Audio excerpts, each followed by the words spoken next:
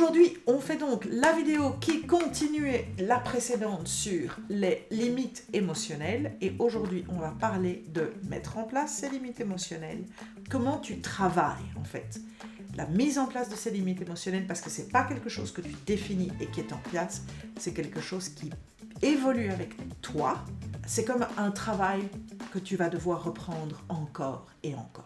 Bonjour, mon nom est Sophie Stevens-Lemaigre et aujourd'hui on continue à parler de relations humaines et des interactions que l'on a avec les gens et de la manière dont on le communique. Et je reviens à cette communication qui me passionne toujours. Tu trouveras sur un site qui s'appelle oserpartager.net des informations sur un livre sur la communication que j'ai écrit, mais aussi des formations que tu peux prendre. Elles sont là pour essayer de t'aider à comprendre certains outils de cette communication, mais aussi la possibilité, si tu le désires, de prendre des coachings pour te permettre d'identifier les difficultés que tu rencontres, pourquoi elles sont là et comment tu peux les améliorer pour te permettre de créer une meilleure communication avec les gens autour de toi et des relations qui soient beaucoup plus agréables. Donc aujourd'hui, on reprend la suite de la vidéo sur les limites émotionnelles et on va attaquer l'aspect de mise en place de comment on parvient à mettre ces limites émotionnelles et comment elles t'aident quelque part à pouvoir gérer la personne que tu es aujourd'hui, finalement, la manière dont tu évolues par rapport à peut-être il y a quelques années, et là où tu veux que les autres puissent respecter ce qui est important pour toi. Je recommence toujours, je te redonnerai d'ailleurs le lien. Ces deux vidéos sont inspirées en fait par deux podcasts, qui sont aussi en vidéo d'ailleurs, d'une américaine qui s'appelle Rachel Hollis et qui a vraiment fait 2 super longs épisodes de podcast sur les limites émotionnelles, parce que quelque part quand on commence à travailler ce sujet, on peut en parler pendant de nombreuses heures. Dans cette partie, je vais donc passer dans la partie positive, c'est-à-dire quelles sont les limites que tu peux mettre en place qui vont pouvoir te permettre de pouvoir te sentir bien. Alors je vais te donner des exemples.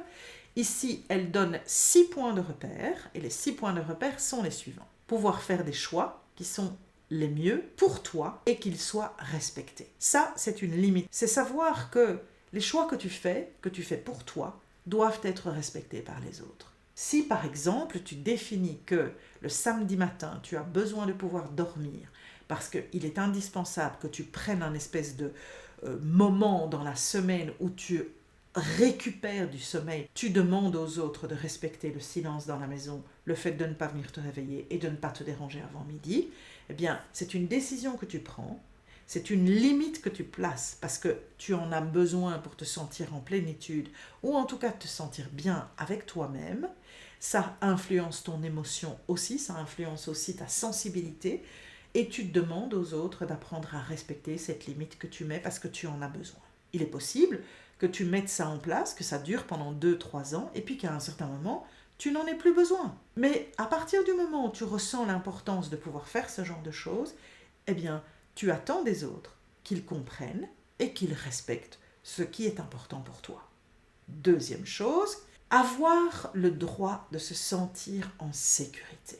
Ça va se symptomatiser de façon tout à fait différente d'une personne à l'autre. Chez certaines personnes, se sentir en sécurité, c'est avoir une maison qui est barricadée. Chez une autre personne, se sentir en sécurité, c'est avoir suffisamment d'argent sur un compte en banque que pour savoir que même dans un cas de problème, on aura la capacité de pouvoir gérer les choses. Il y a chez toutes les personnes un sentiment de sécurité qui est inspiré par des tas de choses complètement différentes. Mais cette limite-là, elle est très très importante. Parce que lorsque tu ne te sens pas en sécurité, tu te sens dans une situation qui peut te faire basculer très très vite dans des états de panique, dans des états de crise, dans des états de déséquilibre profond. Il est important que tu saches identifier aussi qu'est-ce que c'est ces espèces d'états où je me sens en sécurité. Qu'est-ce qui me déstabilise? Qu'est-ce qui me fait me sentir mal? Je rappelle, le premier, c'est de pouvoir prendre des décisions et que les autres le respectent. Le deuxième, c'est de me sentir en sécurité.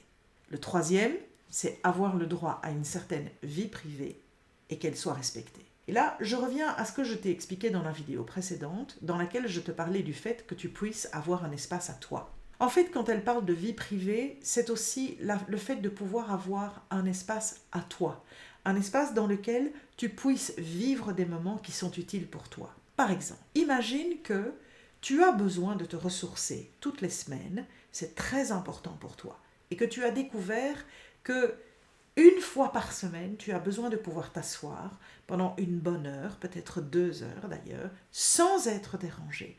Tu coupes ton GSM et tu écris. Tu utilises un journal éventuellement pour relater ta semaine, mais tu prends ce temps pour quelque part mettre par écrit tous les sentiments que tu as eus pendant la semaine, parce que tu as besoin de les écrire pour pouvoir te vider, pour pouvoir aussi clarifier dans ta tête ces émotions que tu as ressenties et apprendre à mieux les gérer.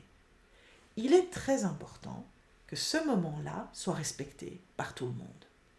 Que tu sois une adolescente qui s'enferme dans sa chambre et qui demande à ce qu'on la laisse tranquille, que tu sois une femme mariée qui demande à son mari qu'elle soit tranquille pendant les prochaines heures et qu'il assume les enfants, les problèmes, les coups de téléphone et toutes les demandes qui viennent, quel que soit l'environnement, il est important que tu l'exprimes. Tu l'expliques comme tu veux, mais que tu sois respecté dans ta demande. Et cette vie privée, tu n'as pas besoin de l'expliquer aux autres. En fait, cet élément-là, il est important dans le sens que dans certains couples de codépendance, ou dans des couples qui sont dépendants sentimentalement l'un de l'autre, c'est comme si chaque chose que tu pensais, chaque chose que tu faisais, tu devais l'expliquer à ton conjoint. Ce n'est pas possible de vivre sainement dans de telles circonstances. Il est essentiel que tu puisses avoir un espace à toi, une vie privée à toi, et qu'elle puisse être respectée de l'autre. Cette vie privée n'a rien à voir avec le fait de cacher des choses. C'est simplement de pouvoir avoir des moments pour toi, parce que tu as besoin de certaines choses dont d'autres n'ont pas besoin. Donc voilà aussi un élément qui est très important dans cette limite émotionnelle. Le point suivant, c'est un point que je développe de façon régulière, c'est le droit d'être entendu. Le droit de pouvoir t'exprimer et que l'autre soit d'accord de t'écouter et de t'entendre. Alors, je recommence. Écouter quelqu'un ne veut pas dire que tu l'entends. Entendre quelqu'un, c'est accepter d'écouter ce qu'elle dit sans essayer d'interpréter, sans essayer de rationaliser, sans essayer de trouver des conclusions, des solutions. C'est juste prendre conscience de la différence de cette personne par rapport à toi et tes réactions et tes sentiments et la manière dont tu analyses une situation et savoir respecter cette personne et la laisser être entendue. Alors, moi je te dirais aussi, lorsque tu es en capacité d'entendre quelqu'un, tu es aussi en capacité de pouvoir mesurer les éléments qui sont importants pour cette personne, qui diffèrent de ceux qui sont importants pour toi, et bien comprendre l'importance de pouvoir les respecter, parce que c'est important pour l'autre. De nouveau, c'est une limite émotionnelle, c'est d'être entendu et de pouvoir être respecté. Une autre limite émotionnelle vient du fait que lorsque tu prends conscience que tu es quelque part capable de te suffire à toi-même, tu dois aussi pouvoir te sentir validé, pas seulement par le regard des autres et la vie des autres, mais par toi-même. Tu dois considérer aussi la possibilité que tu as de te dire « oui, je suis fière de ce que j'ai accompli, oui, je suis fière de ce que j'ai choisi ». Et que parce que tu fais ce type de choix, parce que tu sens que cette validation est importante, que tu puisses te sentir validé par rapport à toi-même, c'est-à-dire te dire je prends une décision, elle est importante pour moi, j'attends des autres qu'ils puissent me reconnaître parce que moi je me reconnais dans ce besoin, parce que moi je me reconnais dans cette nécessité et de pouvoir être respecté. Tout est lié, hein. Toutes les explications que je viens de te donner, tu peux les reprendre ici. Si tu considères que tu as le droit de pouvoir prendre un moment pour toi, parce que tu te rends compte que tu as besoin, une fois par semaine, de dormir ou d'écrire dans ton journal pour pouvoir te vider de tous ces sentiments que tu as eus, eh bien, c'est la même chose, c'est valider quelque chose d'important pour toi, ne pas avoir besoin que quelqu'un te dise « oui, oui, tu as le droit ». Non, non, tu le sais, tu attends des autres de pouvoir être respecté dans ce besoin. Et aussi, le dernier, mais ça y va de soi, c'est de savoir que quand tu dis non, c'est non. Alors, tu peux le voir à tous les niveaux. Quand tu dis non à quelqu'un parce que tu ne veux pas faire ce qu'il demande, parce que tu n'as pas envie d'accepter, parce que tu n'es pas d'accord avec quelque chose, parce que tu ne partages pas le même avis, parce que tu n'es pas d'accord d'accompagner cela. La seule chose, tu dois toujours t'en rappeler, c'est que tu dois être sûr de pouvoir assumer les décisions que tu prends et les conséquences qu'elles ont. Alors si tu dis non pour le principe de dire non à tout le monde, bien sûr, il y a probablement des conséquences qui vont être que plus personne ne va vraiment te demander ton avis. Mais ici, on parle vraiment de choisir quand tu dis non, choisir quand tu n'es pas d'accord de quelque chose. Il y a un élément qu'elle a mis dans sa vidéo que j'ai trouvé très intéressant parce que quelque part, c'est un bon exemple. Avoir une limite émotionnelle, c'est aussi faire des choix sur la manière dont ta famille va vivre les choses. Avoir une limite émotionnelle, c'est aussi choisir les éléments qui sont importants dans votre équilibre.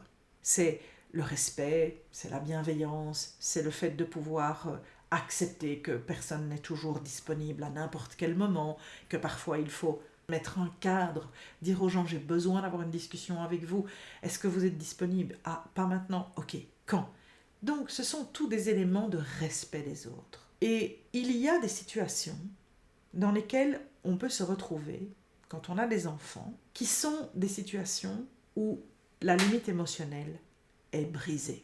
Alors elle donne un cas de figure qui est très, très symbolique. Un de ses fils est queer et elle vient d'une famille qui sont des gens extraordinairement portés sur la religion et qui ont des préconcepts et des conceptions très particulières, ou en tout cas très personnelles. Et ils n'ont aucune tolérance vis-à-vis de tout ce qui est LGBTQI, etc. Donc qu'est-ce qui se passe? Elle s'est retrouvée un jour dans une situation, dans une réunion de famille, où elle s'est rendue compte de deux choses. La première, c'est qu'il y a un membre de la famille qui refuse de parler à son fils parce qu'en fait, elle ne l'accepte pas dans sa différence. Et elle s'est en plus rendue compte que dans certaines réflexions qui étaient faites, alors que son fils était à proximité et qu'il était en capacité de pouvoir l'entendre, il y avait d'énormes critiques. Et c'est vraiment de la manipulation, c'est vraiment des situations très abjectes, d'insultes qui sont émises par rapport à quelqu'un qui n'est pas en capacité de se défendre, puisqu'il n'est pas nécessairement directement inclus dans la discussion. Et donc, en fait, elle explique qu'à ce moment-là, elle a fait un choix. Et elle a rassemblé ses enfants, et elle a dit, de façon claire devant tout le monde, si vous n'acceptez pas mon fils pour qui il est, alors je ne peux plus vous faire fréquenter. Parce que vous n'avez pas le droit de le juger, et si vous vous autorisez à le juger parce que ce sont vos convictions, je vous respecte dans votre choix, mais ça ne se fera pas avec mes enfants. Et je trouve que ce schéma est très intéressant. La limite émotionnelle, c'est aussi de pouvoir protéger les gens qui sont importants pour toi. Et si tu es un parent, c'est aussi de protéger tes enfants contre la malveillance de certaines personnes. Et c'est aussi oser dire à ton parent, qui est peut-être très sympa avec ton enfant, mais pas du tout avec toi, que la limite émotionnelle, elle s'arrête là aussi. Parce qu'il y a beaucoup de situations d'abus qui sont héritées de mauvaises habitudes, de pratiques familiales et autres. Et si tu es, comme je l'ai expliqué précédemment dans la vidéo sur les manipulations, une de ces personnes qui choisit qu'à partir d'elle, on change la chose, on change la donne, on change les habitudes et on rectifie ces situations d'abus, tu dois aussi te rendre compte que les limites émotionnelles que tu places, elles sont aussi faites pour aider tes enfants à apprendre à mettre les leurs en place et que ton rôle, c'est aussi de protéger tes enfants dans ces limites émotionnelles et dans ces agressions qu'ils peuvent de façon indirecte devoir parfois subir. Je terminerai par deux choses qu'elle explique dans sa vidéo et que je partage à 150% depuis toujours. Elle explique une chose. Comment est-ce qu'on met en place tout ça? Eh bien, on le met en place avec bienveillance et respect. On ne rentre pas dans des discussions. On ne rentre pas dans des agressions. On ne commence pas à gueuler pour imposer quelque chose. On le dit, on l'explique et on est toujours respectueux. Si tu tombes hors de ce respect, tu retombes dans des mécanismes d'abus. Et la deuxième chose, et c'est la plus difficile, mais c'est aussi la plus vraie, et c'est celle qu'il faut que tu absolument mesures bien, c'est que pour mettre en place ces limites, pour changer les choses, et pour pouvoir créer cet environnement que tu veux être raisonnable, sain et équilibré pour toi et les autres autour de toi, il va falloir recommencer. Il va falloir avoir du courage, parce qu'il va falloir oser exprimer ses limites. Il va falloir avoir du cran, parce que ça ne va pas toujours être très facile. Et il faudra surtout t'y reprendre encore et encore et encore. Mais je terminerai en te disant ceci. À partir du moment où tu prends toi le temps de comprendre la personne que tu es, d'apprendre, de te libérer de certaines situations difficiles dans lesquelles tu t'es retrouvé parce que tu te rends compte qu'elles bénéficient à toi et aux autres autour de toi, je pense que tu n'auras aucun mal à reprendre cet effort encore et encore pour pouvoir permettre aux autres de te comprendre, d'apprendre à te respecter. Parce qu'il y a une chose dont je suis convaincue, c'est que tu es un exemple lorsque tu choisis de changer les choses. Et si tu es cet exemple, peut-être que d'autres, en t'observant, se questionneront sur leurs propres choix, leurs propres limites émotionnelles, leur propre respect de celles-ci, et s'inspireront de l'effort que tu montres, de la bienveillance et du respect que tu témoignes lorsque tu gères ce genre de situation, et pourront à leur tour devenir des personnes qui changeront la donne pour elles-mêmes et toutes les personnes autour d'elles. Plein d'inspiration dans tes relations. À la prochaine fois. Salut!